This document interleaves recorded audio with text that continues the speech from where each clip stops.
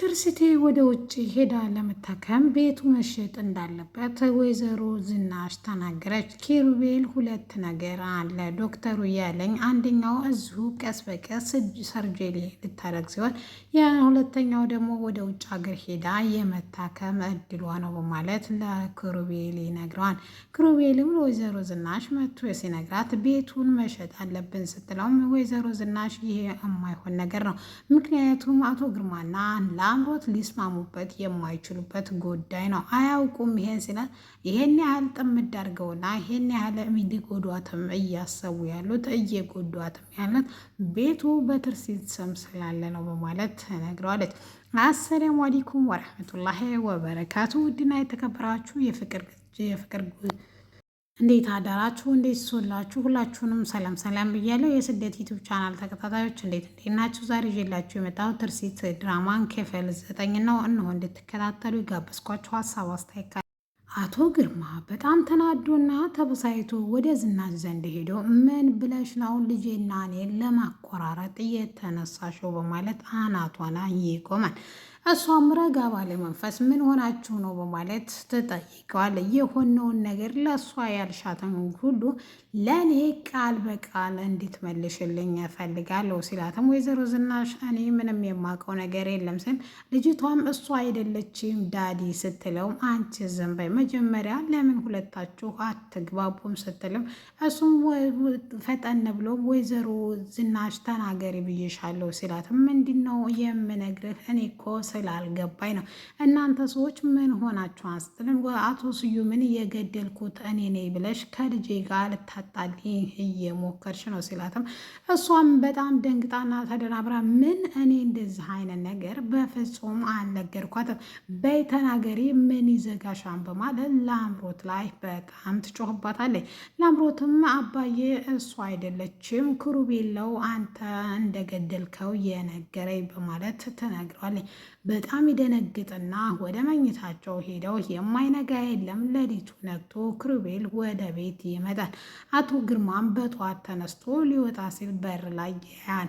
አንተ ላይ ለምንድን ነው መሞቻህን የምታፋጥነው? ከዚህ ተቤት ቅር አልኩህ አልቀርም አልክ።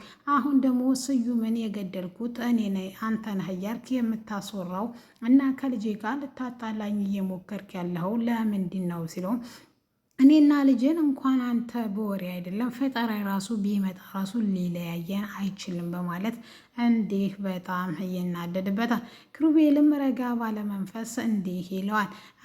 በጣም ነው ያዘነችብህ ልጅህ፣ እንዴት ይሄን ያክል ሚስጥር ትደብቃታለህ በማለት መልስ ይሰጠዋል።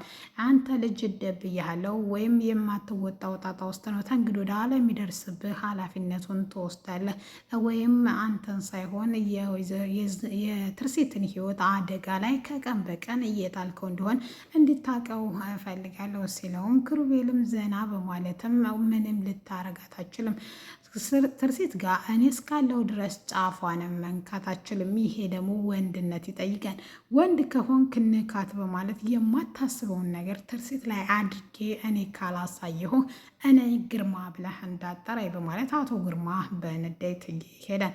ወደ ቤትም ከገባ በኋላ ትርሲትን ወደ ቦታዋ ወይም እዛች የምትወዳት ቦታ ላይ ከወሰዳት በኋላ ቤት ሁለተኛ እንዳይመጣና ቤት ውስጥ ልምምድ እያደረገች ማለትም አለ ሰው መራመድ እንዴት መቻል እንዳለባት ለራሷ እያደረገች ነበር። እሷም እንግዲህ በጣም ይቅርታ ድጋሚ አብረኸኝ እዚህ እንድትመጣ አልፈልግም፣ ኪሩቤል እውነቱን ልንገርህ ማን አስፈራርቶች ነው ሲላትም የምትወዳት ቦታ ከሄደች በኋላ እኔ ያንተን ህይወት አደጋ ላይ መጣል አልፈልግም፣ እኔ በጣም ነው የምወድህ የኔ ፍቅር፣ ነገር ግን ህይወትህ አደጋ ላይ እየሆነ እያየሁ ራስ ወዳድ ሆኜ ህይወትህን ላሳጣህ አልፈልግም፣ እኔ ያንተ ደካማ ጎኔ መሆንህን አትርሳ በማለት እሱም አንቺ ካልሽ ምንም ማለት አልችልም፣ ምክንያቱም ሀሳብሽን አከብራለሁ በማለት ኪሩቤልም እሺ ሲላት እሷም ደንግጣ እንዴት እሺ ሊለኝ ይችላል ብላ ብትደናበርም ምን ነው አንቺው አይደለሽ እንዴ እንዳትመጣ ያልሽ ሲላትም ልክ ነህ እኔው ራሴ ነኝ ያልኩት በማለት መልስ ትሰጠዋለች። ኪሩቤልም ቤት ታደረሳት በኋላ እናቱ እንዴት እያደረገ እንደሆነ ትጠይቀዋለች። አንተን ተማመኘ ነው እኔ እጆቼን አጣጥፌ ቁጭ አልኩ ሲል ስለምን እያሉኝ ነው ሲለው ትርሲት አትምጣ ስትልህ ነገሮቹን ሁሉ ተውካቸው እንዴ ክሩቤል ስትለው እኔ ምንም የተውኩት ነገር የለም ለትርሲትን ሕክምና ጉዳይም እየተከታተልኩ ነው። መጀመሪያ መቅደም ያለበት የትርሲት ሕክምና ጉዳይ ስለሆነ ነው እና ለነሱ ደግሞ ወይም ለአባትና ልጅ ደግሞ አሁን እነሱ መካከል ጠብ መፍጠርና እንዲለያዩ ማድረግ ነው። ያኔ እኛ ስራችንን ለመስራት ወይም በጣም በፍጥነት እንድንሰራ ይረዳናል። እሷና አባቷ ካተጣሉ ነገርየው ከባድ ነው የሚሆነው። ግርማና ላምሮትን አሁን በአቶ ስዩም የተነሳ ለያይቻቸዋለሁ። የበለጠ ደግሞ በእነሱ ውስጥ እንዳይግባቡ ማድረግ ለእኛ በጣም አስፈላጊ ነው በማለት ለወይዘሮ ዝናሽ ይነግራታል። እሷም እንግዲህ ከውጭ ሆና እያየችው ነበር ወይም በመስኮት ላይ ተደብቃ ክሩቤልን እያየችው ነበር ስለነበረ እናቷ ወደ ቤት ስትወጣ በሩጫ ትከተለዋለች። እንደ እስከ ዛሬው ተቆጥጣና ተሳድባ ሳይሆን ረጋ ባለ መንፈስ ክሩቤል አንዴ ላናግር ፈልጌ ነው ስትል እሱም ምን እንደፈለገችና ለምን ምን እንደምታናገረው ይጠይቃታል። አባዬ አቶ ስዩምን እንደገደለው እንዴት እንዳወቀ ይጠይቃታል። እሱን አባትሽን ጠይቂው፣ ለዛም ትክክለኛውን መልስ ከመለሰልሽ እኔ ውሸታም ሆናለሁ።